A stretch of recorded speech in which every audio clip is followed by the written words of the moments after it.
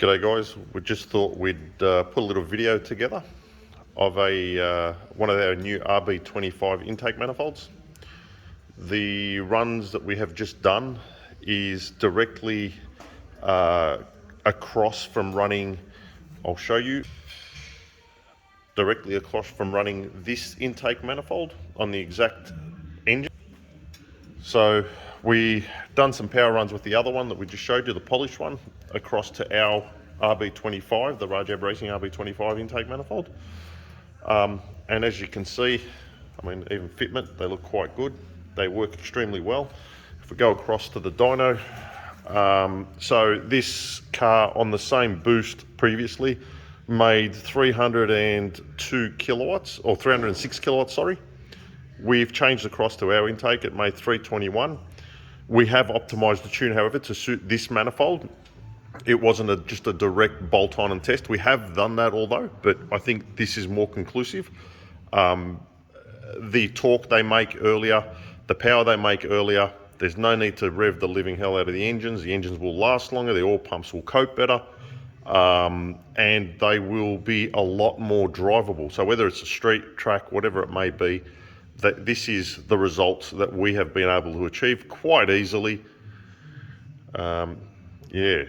Okay, so there's some direct results from one intake manifold to another. I just wanted to illustrate a little bit on some questions we get asked. So some people say, oh, your intake manifold runs more boost. Well, the nature of it, it does make more boost earlier. Well, it's an advantage, I think. So on the old intake manifold at 4,300, used to make 9 pounds. Ours makes 10.6. Horsepower, about the same in horsepower. Let's come up in the RPM range. So we'll go to, let's go to 4,500 RPM. So 4,500 RPM. The old intake manifold used to make 126 kilowatts. Ours makes 140. The old intake manifold used to make 11.6 pounds of boost. Ours makes 14.1. Torque, it's pretty close. Ours still makes a little bit more, but let's move across. Let's go to 5,000 RPM. So at 5,000 RPM, our intake manifold makes 230 kilowatts. The old one, short runner, makes 179.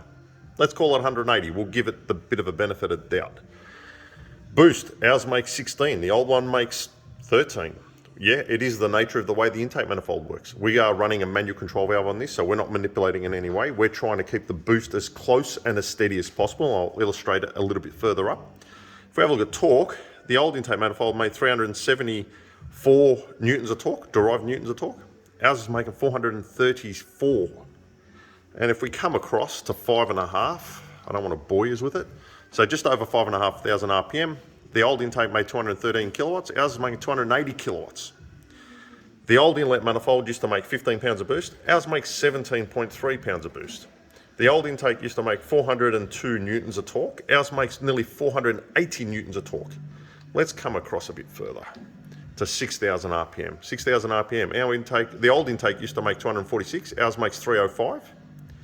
The old intake used to make 16 pounds of boost, 16.6 pounds of boost. Ours makes 18. The old intake used to make 430 newtons of torque. Ours makes 485.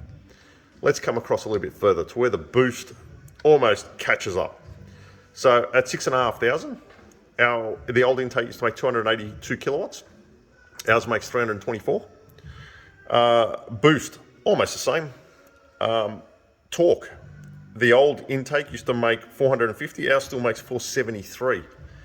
Ours finishes off at about just under 7,000 RPM. The other one, yes, does go a bit further in the RPM, doesn't make as much power, but it does go further. So what happens to your oil pump? Well, this is one way to keep it alive. Drivability, coming on the boost, being able to accelerate, acceleration rate. I think ours ticks all the boxes well and truly. So I don't know, but to me, I don't think there's, I think it's a bit of a no-brainer. Let me know.